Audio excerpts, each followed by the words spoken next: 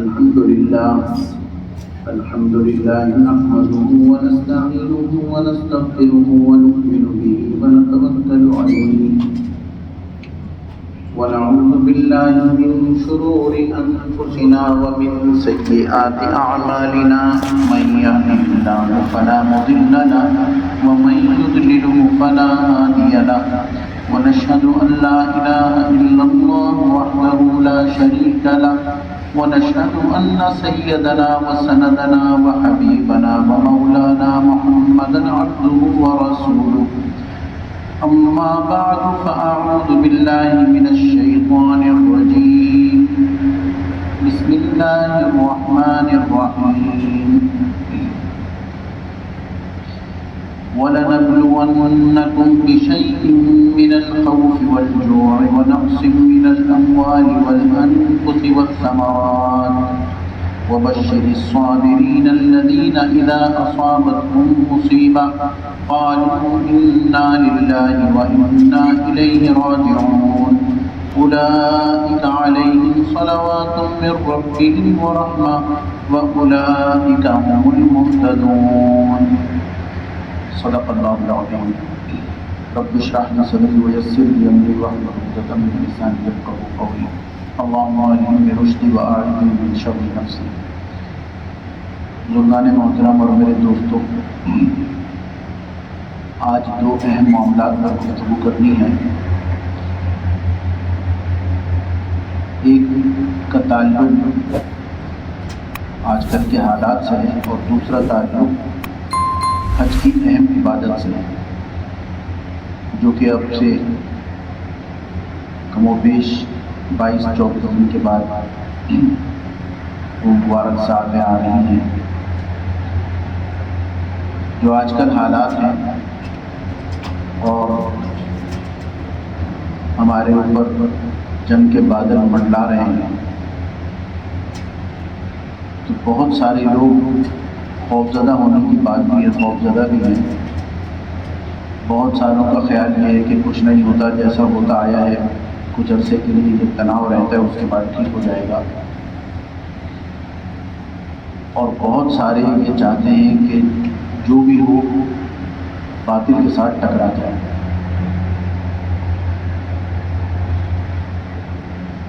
پریشان ہونے کی اس لیے ضرورت نہیں ہے کہ الحمدللہ ہمیں ایمان کی دولت اللہ تعالیٰ نے عطا فرمائی ہے بدون ہماری کسی محنت کے. اور مومن کے لیے، ایمان والے کے لیے اس سے بڑی کوئی سعادت ہو نہیں سکتی کہ اسے وہ یا تو غازی بنے یا شہید بن جائے. اللہ تعالیٰ قرآن حکیم میں فرماتے ہیں وَلَا تَقُولُوا لِمَن يُقْتَلُ فِي سَبِيلِ اللَّهِ أَمْوَاتٌ، جو اللہ تعالیٰ کے راستے میں مر جائیں انہیں مردہ نہ کہو، بل احیاء ولکن لا تشعرون، بلکہ وہ زندہ ہیں تمہیں اس کی خبر نہیں ہے. یعنی ہمارے خالق مالک ہم سے یہ کہہ رہے ہیں کہ جو میری راہ میں، اللہ کی راہ میں مر جاتے ہیں انہیں تم مردہ نہ کہو بلکہ وہ شہید ہیں. اس سے بڑی اور کیا سعادت ہوگی اگر دل کو اپنے ٹٹولے میرے دوستوں تو خوشی ہوتی ہے کہ دشمن سے ہمارا مارکا ہوا. مدینہ منورہ میں حضرت ابو ہریرہ رضی اللہ تعالیٰ عنہ مسجد نبوی میں تشریف رکھا کرتے تھے اور درس و تدریس کا کام کیا کرتے تھے. آپ صلی اللہ علیہ وآلہ وسلم کی ایک ایک حرکات و سکنات کو نوٹ کیا کرتے تھے. اسی لیے حضرت ابو ہریرہ رضی اللہ تعالیٰ عنہ سے سب سے زیادہ احادیث مروی ہیں. حضرت خالد بن ولید رضی اللہ تعالیٰ عنہ کا یہ مزاج نہیں تھا کہ وہ مسجد میں بیٹھے. ان کا مزاج تھا کہ تلوار ہاتھ میں ہو اور دشمنوں کے اندر گھس جائیں، ان کو گاجر مولی کی طرح کاٹتے رہیں. کسی نے، میں آپ کو دو نظریات بتانا چاہ رہا ہوں. کسی نے حضرت ابو ہریرہ رضی اللہ تعالیٰ عنہ کے بارے میں یہ نہیں کہا کہ آپ اندر کیوں بیٹھے رہتے ہیں، آپ جنگ میں کیوں نہیں جاتے. اور کسی نے خالد بن ولید رضی اللہ تعالیٰ عنہ سے یہ نہیں کہا یا ان کے بارے میں یہ نہیں کہا کہ وہ میدان میں کیوں اترتے ہیں، وہ مسجد میں بیٹھ کے درس کیوں نہیں دیتے. وہ احادیث کو نوٹ کیوں نہیں کرتے؟ سب کا اپنا اپنا ذوق اور مزاج ہے۔ ایک موقع پہ آپ صلی اللہ علیہ وسلم نے فرمایا کہ اس وقت تک تم میں سے کوئی نماز نہ پڑھے جہاں تک کہ بنو قریظہ آ جائے، تم میں سے کوئی نماز نہ پڑھے۔ صحابہ کی بڑی جماعت ہے، ساتھ جا رہے ہیں، عصر کا وقت ہے، عصر کے وقت ہی فرمایا ہاں ہم بنو قریظہ پہنچ کے عصر پڑھیں گے۔ صحابہ کی ایک بڑی جماعت نے اس سے یہ مسئلہ لیا کہ بنو قریظہ میں پہنچ کے نماز پڑھنا، آپ صلی اللہ علیہ وسلم کا منشا یہ ہے کہ ہم اتنی رفتار سے چلیں کہ عصر کا وقت وہاں رہے جب ہم پہنچیں، لیکن دیر ہو گئی تو نماز نکل رہی تھی، تو کچھ صحابہ نے وہاں نماز ادا کر لی۔ کچھ صحابہ نے یہ خیال کیا کہ چونکہ آپ صلی اللہ علیہ وسلم نے یہ فرمایا ہے کہ بنو قریظہ جب تک نہ پہنچ جائے عصر کی نماز نہ پڑھے، لا یصلی، ہم میں سے کوئی نماز نہ پڑھے، تو ہم تو وہیں پر پہنچ کے پڑھیں گے۔ ایک طبقے نے نماز پڑھ لی، وہ بھی پہنچا، جس نے نہیں پڑھی وہ بھی پہنچا، مغرب کا وقت داخل ہو گیا تھا اور کافی وقت بھی گزر گیا تھا۔ تو جن لوگوں نے نماز پڑھ لی، جن لوگوں نے نماز نہیں پڑھی، انہوں نے یہ کہا آپس میں کہ ہمیں کیا پتہ فرض کیا ہے، سنت کیا ہے، ہمیں تو یہ معلوم ہے کہ جو رسول اللہ صلی اللہ علیہ وسلم نے کیا اور بتایا وہ ہم نے کر لیا، بس ہمیں تو یہ کرنا ہے۔ اب نماز فوت ہوتی ہے، کوئی بھی حالت ہوتی ہے، ہمیں اس سے کیا غرض ہے؟ آپ صلی اللہ علیہ وسلم کا فرمان ہے، وہ سر آنکھوں پہ بس راس العین، ان کا حکم جو ہے وہ راس العین ہے، ہمارے سر آنکھوں پر ہے۔ تو آپ صلی اللہ علیہ وسلم کے سامنے یہ مقدمہ پیش ہوا۔ جس طبقے نے نماز نہیں پڑھی تھی انہوں نے کہا یا رسول اللہ، ان لوگوں نے، صحابہ حریص تھے نیکیوں کے، ان کو یہ فکر ہوئی کہ اب دو باتیں ہو سکتی ہیں، ایک تو یہ کہ انہوں نے ایسا غلط کیا تو انہیں رجوع کرنا چاہیے، اور ایک کا یہ تھا کہ اگر انہوں نے صحیح کیا تو ہم پیچھے کیوں رہ گئے۔ تو اب آپ صلی اللہ علیہ وسلم کی بارگاہ میں حاضر ہوئے اور یہ کہا کہ یا رسول اللہ، ایک طبقے نے نماز پڑھ لی، جبکہ آپ نے یہ فرمایا تھا کہ جب تک کہ بنو قریظہ نہ پہنچ جائیں کوئی نماز نہ پڑھے اسے۔ آپ صلی اللہ علیہ وسلم نے فرمایا انہوں نے ٹھیک کیا، اور کہا یا رسول اللہ ہم نماز نہیں پڑھ سکے کیونکہ آپ کا یہ حکم تھا، فرمایا آپ نے بھی ٹھیک کیا۔ دو بڑی مختلف رائے ہیں یہ، دیکھیں یہ اس سے بڑا مقدمہ ہے، یہ اس سے بڑا ایک اختلافی مسئلہ ہے کہ ہاتھ کہاں باندھے جائیں، رفع یدین کیا جائے نہ کیا جائے، یہ اس سے بڑا مسئلہ کہ نماز ہی نکل گئی تھی ایک طبقے کی، لیکن انہوں نے کہا جو رسول اللہ صلی اللہ علیہ وسلم نے کیا ہم تو کہاں ہیں، ہم تو ویسے ہی کریں گے۔ تو میرے دوستو، ہر معاملے میں دو رائے ہو سکتی ہیں، تو کسی بھی رائے دینے والے کے بارے میں کوئی شک بھی نہیں کرنا چاہیے۔ ہو سکتا ہے وہ اپنی علمی استطاعت کے مطابق بات کر رہا ہو۔ تو یہاں پر بھی بہت سارے آج کل چونکہ سوشل میڈیا کا زور ہے، ہمیں کرنا یہ چاہیے میرے دوستوں کہ ایک تو دعا جو آپ صلی اللہ علیہ وسلم نے دشمن کے اوپر غالب آنے کی ہمیں سکھائی ایسے حالات میں، اللہم انا نجعلک فی نحورہم ونعوذ بک من شرورہم، ایک یہ، اور دوسری لا الہ الا انت سبحانک انی کنت من الظالمین۔ عام طور پہ ہر ایک کو یاد ہوتی ہے، نہ یاد ہو تو یاد کر لینی چاہیے۔ ان حالات میں یہ دعا کثرت سے پڑھیں۔ دوسرا یہ جذبہ رکھیں، اللہ تعالیٰ وہ جذبہ عطا فرما دے کہ کوئی بات نہیں، دشمن سے مقابلہ ہوگا۔ ان کی کیا حیثیت ہے بتوں کے پجاریوں کی، ان کی کیا حیثیت ہے جو گاؤں گائے کے پیشاب کو سمجھتے ہیں کہ یہ امرت دھارا ہے، ان کی کیا حیثیت ہے؟ اور مسلمان اپنے دل میں قوی ہے میرے دوستوں۔ دوسری طرف ہمیں یہ دل میں بھی نیت کرنی چاہیے کہ یا اللہ اگر آپ ایسا موقع دیں تو ہم پیچھے نہیں ہٹیں گے، ہم ان کا مقابلہ کریں گے، جس طریقے سے بھی، جو بھی اللہ تعالیٰ نے ہمیں صلاحیت عطا فرمائی ہے اس کے مطابق ہم لڑیں گے۔ یہ اس کو دشمن کو بہانا چاہیے تھا، اس نے جس طرح سے یہ بہانہ تلاش کر کے اس کے اوپر ایک بہت بڑا فتنہ کھڑا کر دیا، یہ ہم سب کی نظر میں ہے۔ لیکن ہمارے جو بڑے ہیں یقیناً وہ بھی اپنی کوئی، یقیناً کیا ہے ہی یہ بات کہ وہ اپنی اسٹریٹجی کے مطابق کام کر رہے ہیں. ایسا نہیں ہے اگر ہماری رائے کے مطابق کام کریں تو ہر آدمی کی 24 کروڑ کی رائے الگ الگ ہو سکتی ہیں. تو دوسری طرف یہ ہے کہ ہمیں گھر میں دعا کرنی چاہیے. ویسے ہی دعا کرتے رہیں، یہ خیال نہ کریں کہ یہ تو ان کا کام ہے، یہ فلاں کا کام ہے. ہر ایک کا اپنا ایک کام ہے. تو اللہ تعالیٰ ہمیں دشمنوں کے اوپر غالب فرما دے اور اسلام کا جھنڈا سب سے بلند ہو.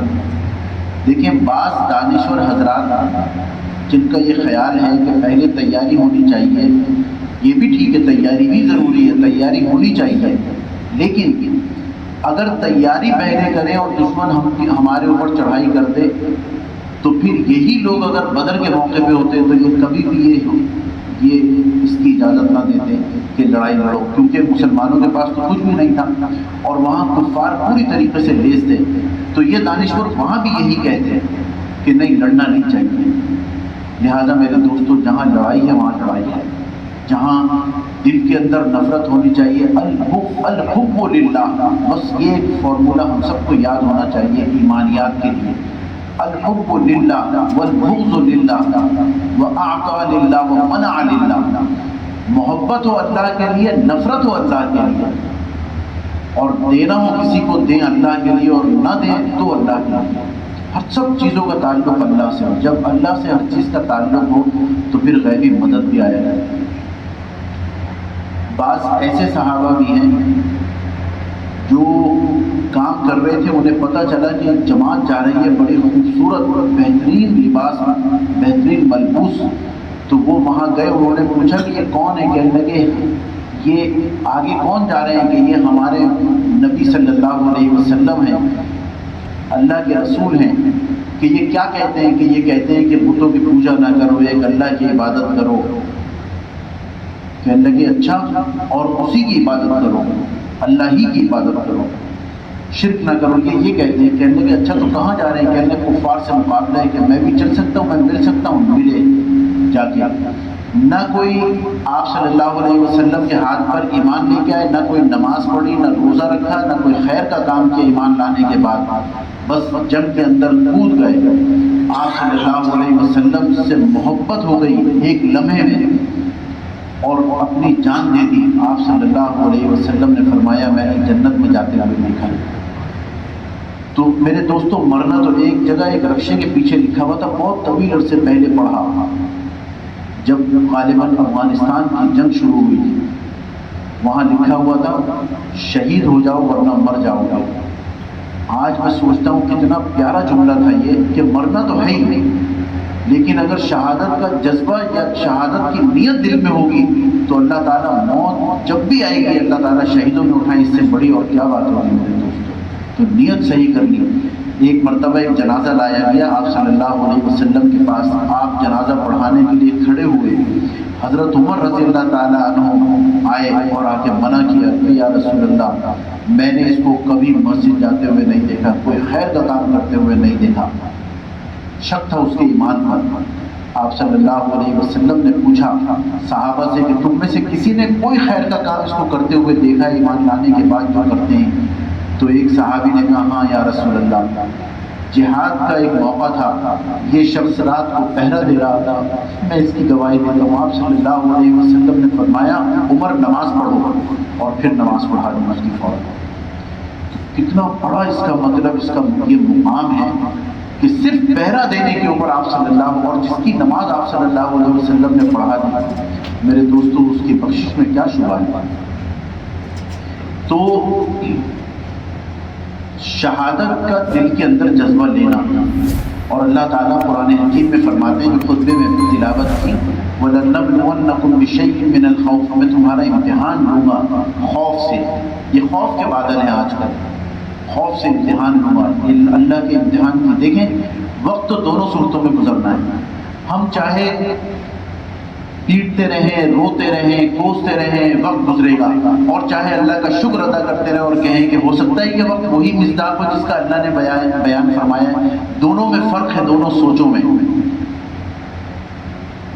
اسی ایک فضا میں آذان ہوتی ہے، اسی ایک فضا میں اذان ہوتی ہے، لیکن ملا کی اذان اور مجاہد کی اذان اور پرواز ہے دونوں کی اسی ایک فضا میں، کرگس کا جہاں اور شاہی کا جہاں اور۔ تو دونوں کی سوچوں میں فرق ہے، ایک سوچ اللہ سے ملاتی ہے، دوسری اپنے آپ کو اندر سے بیمار کرتی ہے۔ تو میرے دوستوں کیوں نہ وہ سوچ رکھیں جو اللہ سے ملا دے ہمیں۔ جہاں کہیں بحث ہو کہ یہ ٹھیک نہیں ہو رہا، آپ کہہ دیں کہ بھائی اللہ ہماری مدد کرے، بس اللہ مسلمانوں کی مدد فرمائے، جو فلسطین کے مسلمان ہیں ان کی مدد فرمائے۔ یہ کہنے میں کیا حرج ہے، بجائے اس کے کہ بحث و مباحثے میں پڑیں، اس سے تو جتنا اجتناب کیا جائے اتنا کم ہے۔ دوسری بات، حج کا موقع آ رہا ہے۔ حج اگرچہ اللہ تبارک و تعالیٰ نے فرمایا کہ یہ جس کو میرے راہ کی اتنی استطاعت ہے، مفہوم ہے من استطاع الیہ سبیلا، تو وہ حج کرے۔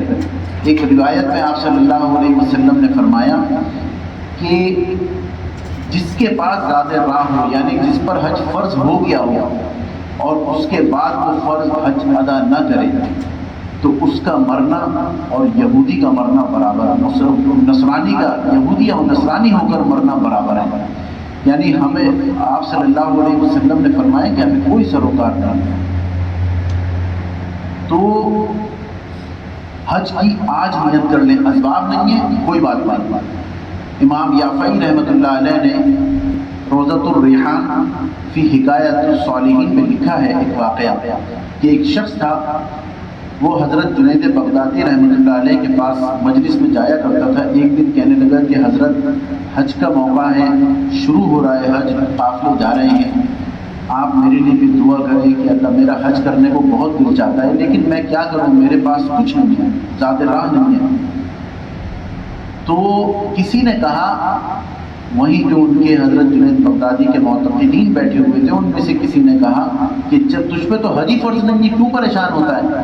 تو اس نے کہا کہ میں ایک اللہ والے سے بات کر رہا ہوں، تم سے تھوڑی بات کر رہا ہوں، میں تو ان سے اپنا مسئلہ بتا رہا ہوں کہ میرا دل چاہتا ہے جانا۔ جنید بغدادی نے اپنی جیب سے ایک سکہ نکالا، ایک دینار نکالا اور اس کو دیا کہ یہ لو۔ اس نے وہ لیا کہ حضرت کیا کروں؟ کہنے لگے کہ بس حج کی تیاری کرو اور حج پر جانے کا ارادہ کر لو، اللہ اور دعا دی ساتھ میں اللہ تمہاری مدد فرمائے۔ یہ شخص ایسے ہی وہاں سے نکلا، راستے میں قافلہ جا رہا تھا، ان سے پوچھا کہاں جا رہے ہو؟ کہ حج پہ جا رہے ہیں۔ کہنے لگے میرا بھی دل چاہتا ہے حج پہ جانے کا۔ ان میں سے کسی نے کہا کہ ہمارے پاس ایک اونٹنی ہے، ایک ہمارے قافلے کا فرد جو ہے وہ بیمار ہو گیا، وہ نہیں جا سکا کسی وجہ سے، اگر تم چاہو تو اس اونٹنی پہ سوار ہو جاؤ۔ یہ بیٹھ گئے اس اونٹنی پہ، یہ جاتے ہیں۔ اب آگے جب پڑاؤ ڈالا، اس کے پاس کوئی توشہ نہیں، تو لوگ کھانے کے لیے جب بیٹھے ہیں تو انہوں نے اس سے کہا کہ بھئی چونکہ یہ مہمان ہے، اس کو تو ہم نے دعوت دی تھی، کہا کہ تم اپنا کچھ نہیں کھولو، تو اس کو پتہ بھی نہیں لوگوں کو کہ ان کے پاس کچھ نہیں ہے، کہنے اپنا کچھ نہیں کھولنا، ہمارے مہمان ہو، ہمارے ساتھ بیٹھو تم۔ یہ بیٹھ گئے، بات چیت سے پتہ چلا کہ یہ حضرت جنید کی محفل میں آتے جاتے ہیں، ان کی مجلس میں آتے جاتے ہیں، لہذا لوگ قریب ہوئے کہ ایک اللہ والے سے تعلق ہے ان کا، تو یقیناً اللہ والوں سے جن کا تعلق ہوگا ان میں وہ خصوصیات بھی ہوں گی جو اللہ والوں میں ہوتی ہیں، تو صحبت انسان کو بناتی ہے۔ تو لہٰذا سارے راستے ان کا اکرام رہا۔ وہاں پر کچھ لوگوں نے پیسے جمع کیے اور ان کو دیے کہ تم واپس جاؤ گے، کھجور اور زمزم وغیرہ یا گھر کے لیے تحائف بھی لے جاؤ، پیسے بھی دیے۔ مدینہ منورہ حاضری بھی ہوئی، یہ حج پہ سے واپس آیا، حضرت جنید بغدادی رحمۃ اللہ علیہ کی مجلس میں حاضر ہوا اور روتے ہوئے وہ کھجور ان کو پیش کیا، زمزم پیش کیا اور یہ کہا کہ حضرت میں حج کر کے آیا ہوں، آپ کے ایک دینار نے، اللہ نے آپ کے ایک دینار میں اتنی برکت رکھی کہ وہ دینار بچ بھی گیا اور میں نے بہترین طریقے سے حج ادا کیا، یہ وہ دینار ہے، واپس لے لیجیے۔ میرے دوستو سن لے اے دوست جب ایام بھلے آتے ہیں، سن لے اے دوست جب ایام بھلے آتے ہیں، گھاٹ ملنے کی وہ خود آپ ہی بتلاتے ہیں، اللہ ہی بتلاتے ہیں میں کہاں ملوں گا۔ ہم ارادہ تو کریں، آپ حج پہ جانے والوں سے یہ معلوم کریں، اگر ٹٹولیں آج سے جائزہ لینا شروع کریں، جو لوگ حج پہ جا رہے ہیں ان میں سے 2% لوگ ایسے ہوں گے جو امیر ہوں گے، 98% ایسے لوگ ہوں گے، اگر 10 سے ملیں گے آپ تو ایک ایسا ہوگا جو امیر ہوگا، 9 ایسے ہوں گے کہ وہ کہیں گے ہمیں پتہ ہی نہیں چلا کیسے اللہ نے انتظام کر دیا۔ میں آپ کو عام طور پہ اپنی بات نہیں کہنی چاہیے، لیکن میں تحدیث نعمت کے لیے، اور یہ واقعہ سبق آموز ہے اس لیے بتا رہا ہوں۔ میرے سگے چھوٹے بھائی ہیں، انہیں پچھلے سال انہوں نے کہا کہ میرا حج پہ جانے کا بڑا دل چاہتا ہے۔ ان کی بیوی بہت ماشاءاللہ اللہ والی ہے، اچھے خاندان سے تعلق ہے، اس نے بھی کئی دفعہ یہ کہا کہ دعا کریں، جس سے بھی جو بھی ملتے دعا کریں ہم حج پہ جائیں۔ اتفاق سے ابھی کچھ عرصہ پہلے ان کی والدہ کو یہ خیال آیا، یعنی میرے بھائی کی ساس کو، کہ میں اپنی زندگی میں اپنے مکان کا ترکہ وغیرہ کر دیں، جو بھی حساب کتاب ہے وہ کر دیتی ہوں، لہٰذا کیونکہ ترکہ تو بعد میں جاری ہوتا ہے، تو انہوں نے حساب کتاب لگا کے سب کو پیسے دے دیے۔ ان کے پاس پیسے آئے، انہوں نے، ان کا مکان چھوٹا تھا، یہ سوچا کہ اب بڑا مکان لے لیں گے، اس کو بھی بیچ دیں گے، دوسرے پیسے ملے ہیں۔ لیکن پھر یہ خیال بھی آیا کہ اب تو حج ہم پہ فرض ہو گیا، کیونکہ پیسے آ گئے، مکان میں تو ابھی بھی رہ رہے ہیں، چھوٹا ہے تو کیا ہوا، لہٰذا انہوں نے وہ سارے کے سارے پیسے میرے دوستوں جتنے ملے تھے وہ حج میں دیے۔ مثال کے طور پہ 32 لاکھ ملے، 26 لاکھ انہوں نے حج کے لیے دیے اور 6 لاکھ وہاں کے اخراجات کے لیے رکھ لیے۔ اللہ تعالیٰ نے حج کا ایسے انتظام کیا، اگلے ہفتے جا رہے ہیں۔ تو دیکھیں جب نیت ہوتی ہے نا تو اللہ تعالیٰ انتظام فرماتے ہیں۔ 2-3 کتابوں میں لکھا ہے نیتیں ایسی ہیں کہ یہ کر لے آدمی تو اللہ تعالیٰ اس کا انتظام بھی فرما دیں گے۔ ایک قرض اتارنے کی نیت کر لیں۔ ہم میں سے اکثر لوگ مقروض ہوتے ہیں، پریشان رہتے ہیں، یہ بس نیت کریں اور دعا کرتے رہیں کہ یا اللہ آپ غیب سے میری مدد فرما دیجیے کہ میں مقروض دنیا سے جانا نہیں چاہتا، اللہ تعالیٰ غیب سے انتظام کر دیں گے قرض کا۔ کوئی یہ نیت کرے کہ میں حج کرنا چاہتا ہوں، اللہ تعالیٰ انتظام کر دیں گے۔ اور روایات میں 2 مختلف چیزیں ہیں، ایک میں لکھا ہے کہ اگر کوئی گھر کا ارادہ کرے تو اللہ تعالیٰ گھر کا بھی انتظام کر دیتے ہیں۔ دوسرا، یا نکاح کا جو ارادہ کرے اللہ تعالیٰ نکاح کا انتظام کر دیتے ہیں۔ اور ویسے تو کرنے کو میرے دوستوں لاکھوں بھی ہو تو کم ہے۔ اب قربانی بھی آ رہی ہے، ابھی سے نیت کر لیں، دعا بھی کریں اللہ سے، کیونکہ لوگ حالات مفتیوں سے معلوم کرتے ہیں، مفتیان اکرام سے، کہ ہمارے یہ حالات ہیں، ہم پہ قربانی ہے یا نہیں، قربانی دیں یا نہیں۔ ایمانداری سے بتائیے، اگر ابھی بیٹی یا بیٹے کا رشتہ کہیں طے ہو جائے اور وہ کہے 2 مہینے کے بعد شادی کرنی ہے، تو قربانی میں تو 25-26 ہزار روپے لگیں گے نا، شادی میں 3-4 لاکھ روپے لگیں گے۔ اگر کم سے کم 2 لاکھ روپے بھی لگا لیں ساتھی کے ساتھ، یہ 2 لاکھ 2 مہینے میں انتظام ہو جائے گا۔ جب اس کا انتظام ہو سکتا ہے میرے دوستوں، دین کے کام کا کیوں نہیں ہو سکتا؟ یہ آج نیت کریں، اللہ تعالیٰ مدد فرمائیں گے۔ اور بس جو باتیں ہیں، ایک تو یہ آج کا خلاصہ یہ ہے گفتگو کا کہ نمبر 1 یہ کہ ہمیں اپنے قوم کے لیے اور اپنی افواج کے لیے دعا کرنی ہے کہ اللہ ان کی مدد فرمائے، ان کو ہر مورچے پہ کامیابی عطا فرمائے اور دشمن کو نیست و نابود کر دے۔